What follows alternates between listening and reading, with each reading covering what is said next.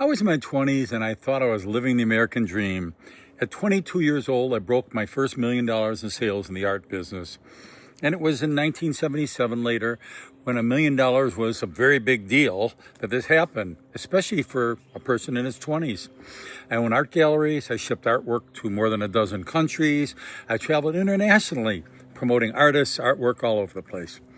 By age 27, I had 3 luxury rooms at the same time, 2 in the Ritz in Paris and 1 at Claridge's in London. Claridge's was my favorite. It was a presidential suite. Today, it would be about $2,000 a night. Sometimes I wouldn't even check out of my presidential suite in London because I was traveling elsewhere in Europe.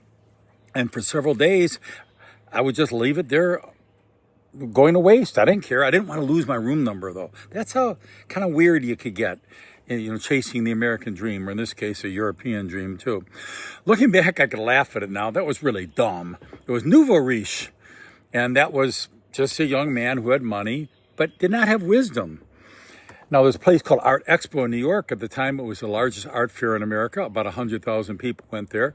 And I was promoting my artist's work alongside Andy Warhol and others. And afterwards, we'd head off to Studio 54. Andy Warhol even would sign $100 bills and $50 bills and give them to me. The craziest part is I'd just hand them as a tip to the waitress. I mean, those are probably worth $50,000 a piece by now. I don't know. People ask, why did you give those away? I go, because I don't represent them. Just hang around with them, but I didn't represent them. I had my own artists. Some semi-famous, some more famous. But the nightlife, the success, all that stuff, something was still missing.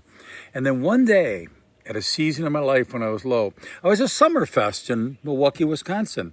I was walking near Lake Michigan. From a distance, I noticed a young couple, and they were walking hand in hand, frolicking around. You could just tell, even though it was very far away, they're very, very happy and very, very free. Now, they weren't famous. They weren't trying to impress anybody. They had no idea I was even looking at them. They weren't attracting attention, but they looked happy, really happy. That seemed peaceful, connected. I was looking at love. They didn't have a care in the world. And I remember looking at them from a distance thinking, that's what I want. Not another hotel suite, not another famous person to hang around with, certainly not a bunch of mooches who would hang around waiting for me to spend the $20 tips as a cover charge of these fancy places, 5 or 10 of them in a row in my entourage. I wanted love. I wanted genuine connection. I wanted acceptance. I wanted it to be real. I wanted people to like me for who I was and not for what I had. Now,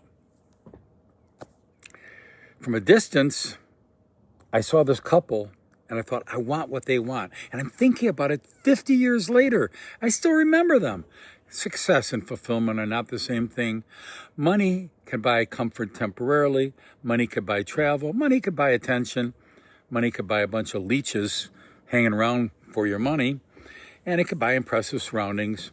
But money cannot buy peace, cannot buy purpose, cannot buy love, not genuine love. There's nothing wrong with working hard. There's nothing wrong with having ambition. There's nothing wrong with success. But don't confuse success with fulfillment. Sometimes the richest person in the world is not the one staying in the presidential suite. It's the person walking hand in hand with someone they love without a care in the world. And I remember it 50 years later, and that's a lesson I've never forgotten. So when you're tempted to work that extra hour, just kick back, go to the lake, go to a beach, look at someone who's young and in love and happy. That's my wisdom for today. I wish I would have embraced it earlier in life. God bless all of you.